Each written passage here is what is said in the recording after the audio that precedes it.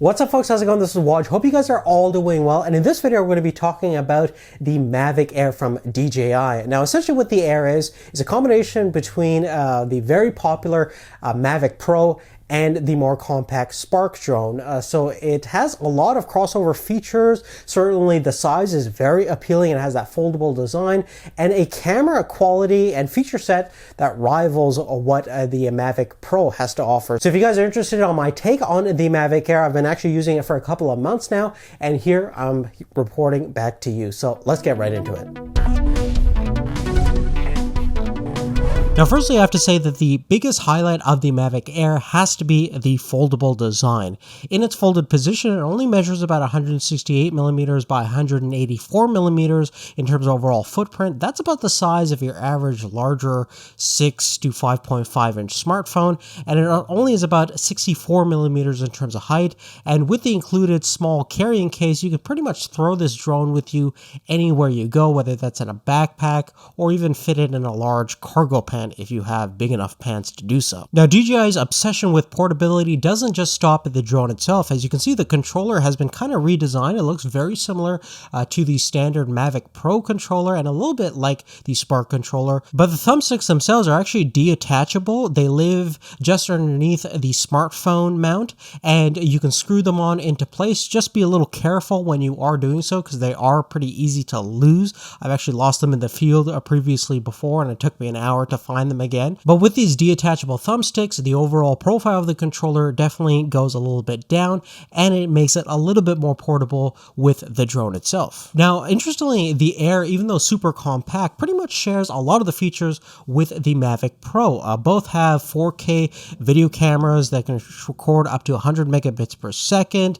12 megapixels HDR stills. You can see that there's a redesigned super compact 3-axis gimbal setup with the Air. It also has a pretty nice fitted lens cover, so that way when you're transporting the drone, your gimbal is not going to be damaged and your lens is also going to be protected. So in terms of actual video quality itself and the stability of the drone is also really awesome. It has the vision positioning stabilization system, so you have cameras at the front, the rear, and even at the back of the drone. So it's pretty much up there with what you would get with like a Phantom Pro series of drone. And the hover stability is also very, very good in pretty much any condition that you throw it in, indoors, outdoors. It's going to be super rock solid and super stable and very easy to fly. In addition to that, you have the advanced piloting assistance system built in, so the obstacle avoidance system will actively retrace different tracks and scan the actual environment that you're in. So if you have a specific fly path that you want to go through and it detects an object,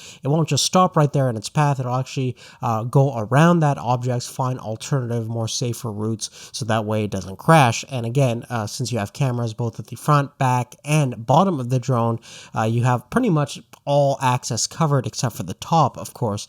That being said, this is still not 100% crash proof. Things can always happen in the field, and you always want to be careful and make sure you're flying in a safe zone where drones are allowed, which is becoming more and more challenging these days. Now, additionally, some of the other main features is that you have the full following capabilities that we saw with the Mavic and Phantom series of drones, so it can follow you anywhere you go, and it can actually follow multiple people. A really cool thing is the gesture control mode, which we first saw with the Spark drone, so you can actually use a couple of different hand gestures to fully control the drone, so you can take off, land, control the drone in pretty much all 3 axes and follow you, take videos and photos by just using some simple hand gestures, so you're not tied to the controller all the time. Super handy and convenient, and works pretty darn well based on my experience thus far. There's, however, a couple of differences. Firstly, you do need to enable the gesture control mode on the smartphone app with the controller itself, so it's not fully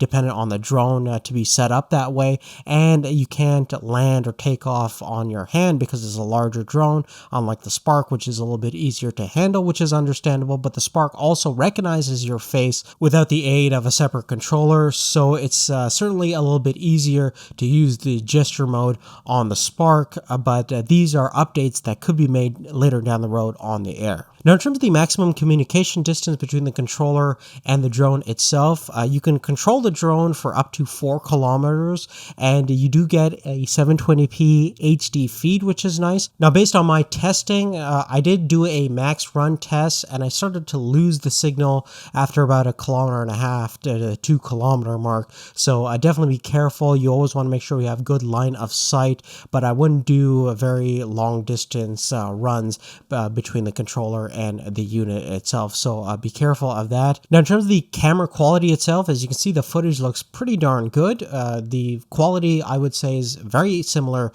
to the Mavic Pro and even the Phantom series of drones. Furthermore, you also have the ability to shoot 32 megapixel panoramas in a 360-degree viewpoint. So it's a sphere that it shoots, and you can either use any kind of VR headset to view this perspective later on, or if you have the DJI goggles that you can use to view your live footage with, you can view the 360 panoramas that way, which is super cool as well. Now, in terms of the battery life, this is probably the weakest portion of the drone. It's rated for actually 21 hours based on DJI's specifications. In reality, I had 3 batteries to play with and over a month and a half to test out the drone, and I did over 30 flights, and I averaged anywhere between 12 minutes on the low perspective and with the best situation possible, minimum hover deviations, about 16 minutes at best. So you definitely want to make sure you have a couple of batteries when you're going to be using this thing long term, if you're going on a trip or something like that. And therefore, anybody serious about the Air should probably invest in the Fly More combo package. It comes with 3 spare batteries, a 4-way charging hub for those batteries, the remote control, the prop guards, 6 pairs of propellers, as well as a nice travel bag that you can store everything into. The cost for that package is just under $1,000, including the drone and the controller. If you just want to get the standard Air for just under $800, it comes with the drone, the controller, a small carrying case for the drone itself, a couple of extra props, as well as the prop guard. So that's definitely still not a bad deal, but I would definitely want to get some more batteries for sure. Now, to sum up everything we've talked about thus far, I would have to say that the Mavic Air is certainly very, very impressive.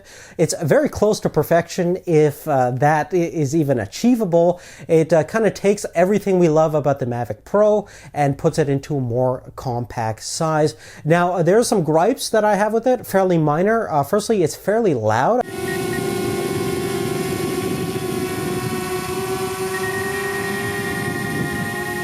I think it's one of the loudest drones that I've tested out thus far. Certainly if you're flying indoors, it's definitely not going to be something that you can covertly operate. People are definitely going to notice. The other problem I have is there's some inconsistencies in terms of battery life. Although I've discharged and recharged a number of different batteries, and I'm getting some very fluctuating performance results.